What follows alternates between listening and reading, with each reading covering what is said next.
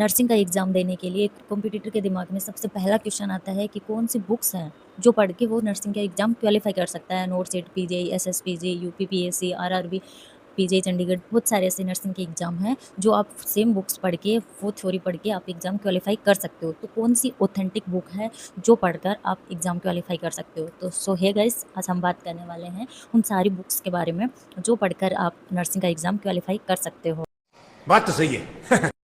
तो सबसे पहले आपको मैं ये बता देती हूँ, अगर आप फ्रेशर हो तो आपके लिए सबसे पहले जो बुक है वो है पी आर यादव, जिसमें थ्योरी भी है और क्वेश्चन भी है। 2 एडिशन होते हैं उसमें, एक थ्योरी का होता है, एक क्वेश्चंस का होता है।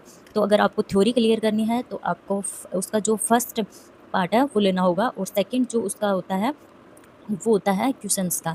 तो आप दोनों परचेज़ कर सकते हो, लेकिन अगर आपकी थ्योरी क्लियर है, नर्सिंग से ही अगर 4 साल में आपने अच्छे से थ्योरी क्लियर करी है, तो आपको सेकंड पार्ट लेना चाहिए, जो जिसमें सिर्फ क्वेश्चंस हैं। जितने भी एग्ज़ाम नर्सिंग के हुए हैं उन सारे जो क्वेश्चंस हैं वो एक बुक में दिए हुए हैं। सेकंड बुक है टारगेट हाई।